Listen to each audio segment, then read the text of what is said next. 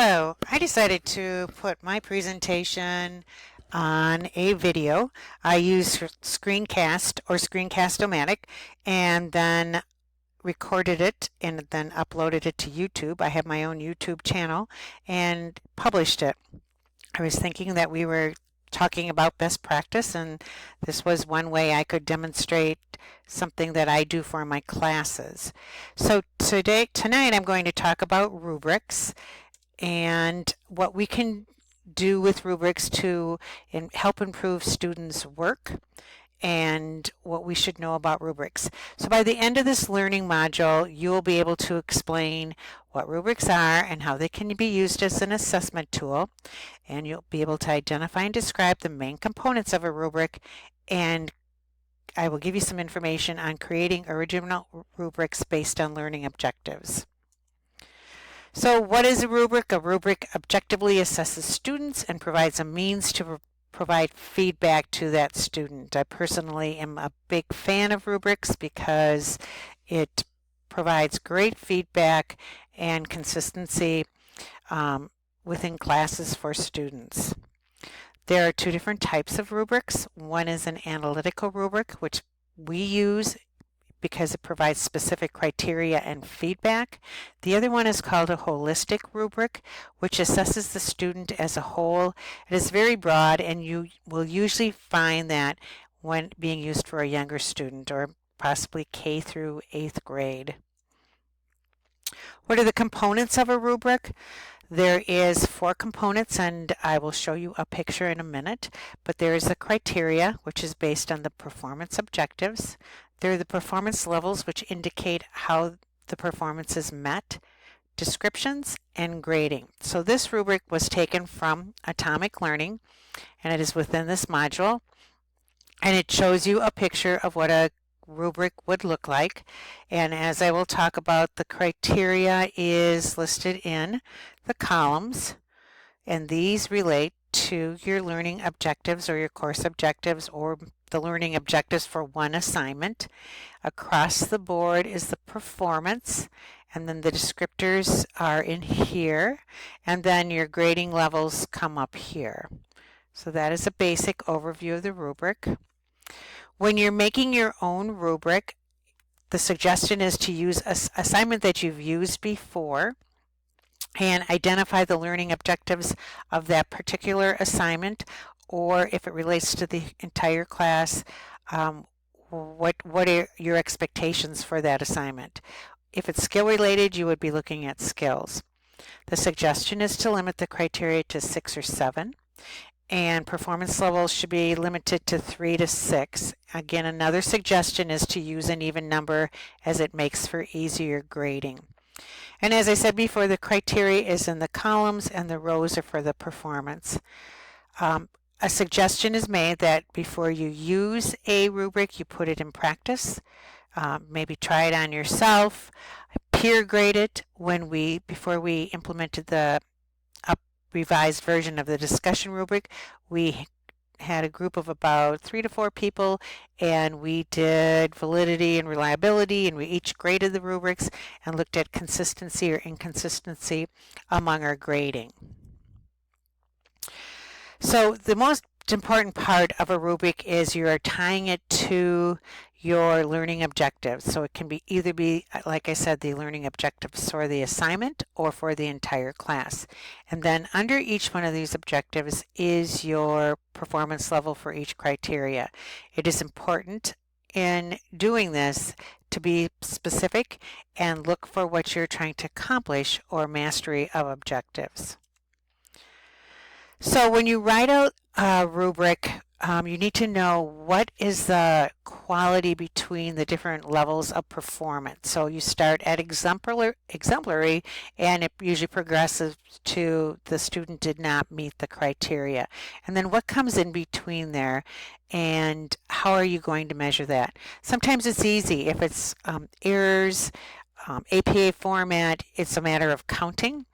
But when it becomes to criteria with an assignment, it may be looking at different types of quality, input, questions being asked. You would need, as you are developing your rubric, to determine what that should be. But it should always be based on the learning objectives. When it comes to assigning point value, use a point scale or assign a point range. You can do that however you want. It can be percentage, it can be numbers, it can be, 3 criteria versus 6 rows of performance, but it is something that works for you and can be arranged so that it comes out to the appropriate point value.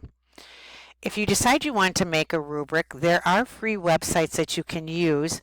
The first one I have listed is Rubistar, and it's free, and you can go on. You do have to register with this one, but then once you register with it, you can save your rubrics and go back to that website.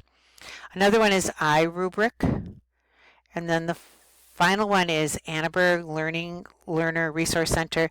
This one you do have to go within the site and build in, type in build a rubric, but you do have access again to all these sites for free rubrics. When do you use a rubric? You use it for assessment, and that could be assessing an oral presentation. It could be assessing a PowerPoint presentation. It could be assessing a discussion forum, a paper, group project. So really it is used as an assessment tool, but it can also be used for learning as it provides students the ability to grade their own work. And one of the things I emphasize when I do video presentations before assignments, and I suggest to the students to print out the rubric and make sure they've got all the criteria that's listed so that they can get credit for everything that's required. I do suggest that they can use the criteria in titles, and that way they can go back and say, yes, I meant this one, this one, this one. But it does give them structure. So it does reference them to also guide their own work. Rubrics can be used for peer review. So if you have a group project, you can give the rubric to the group and then pretty much objectively, did your peer meet this? If not, it can be done without being subjective. Rubrics are great for consistent grading among classes that are being taught by different instructors, the same class. It can also be used to evaluate performance outcomes in programs and course outcomes. So it can be used as a curriculum way to measure if the curriculum is meeting the objectives. Why use a rubric? Because it improves communication between the instructor and students. It tells the students exactly, this is what I want in this class, or in this paper, project, whatever you are asking them to do. It aligns with the class objectives, and that's really important when it comes to accreditation and getting our points across. It provides efficient and consistent grading, rationale for grading, and you're showing the students up front, this is what I expect. There's no guessing involved. This is what I expect from this paper. So the pros of the rubric, and I've talked about this, is its consistency. It saves time when grading.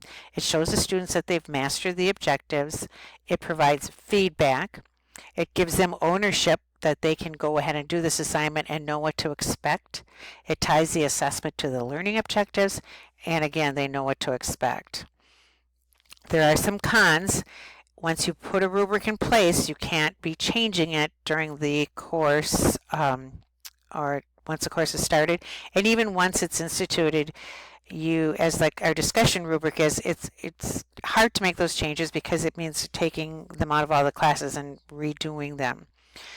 It does take time to create a good rubric up front, but in the long run, it's worth it. One of the difficulties is coming up with the point value and the performance criteria. What are the different levels that you want at each level? And then students may like them so much they may want them all the time. And so you might need to limit the amount of rubrics that you might have in a classroom, and you do need to create the rubrics ahead of time. This is an example of a rubric I created in the NUR 322 Complex Health course. It is a PowerPoint project that they need to do looking at one complex health alteration, and the rubric is set up so that when they do their PowerPoint, they know exactly what to put on their slides. This ties into a paper in the next week that also looks at complex health problems. But in this area here, they could use this as a topic, pathophysiology, clinical manifestations, or they could combine the two. And then this make sure that they do both of them, that they're thoroughly presented, that they could be missing an element from either one in these areas here, 2 or more, or if they did not meet the criteria in this area. And an example could be if they were talking about Parkinson's disease and they did not include the triad that's important in clinical manifestations, they may lose a point in this area here.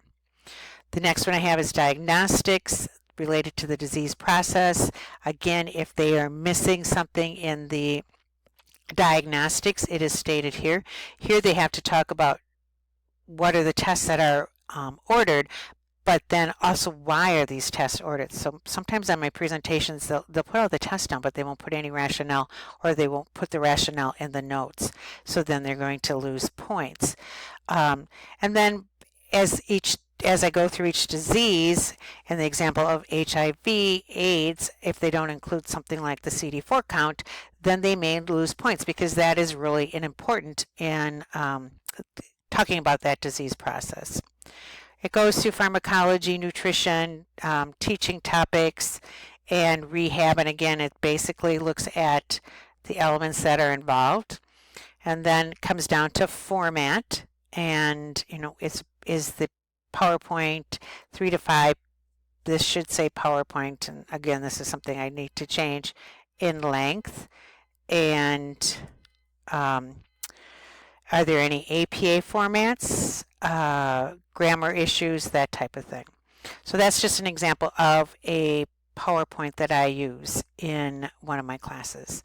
And that ends this presentation. If you have any questions, I can answer them after this. Thank you for listening.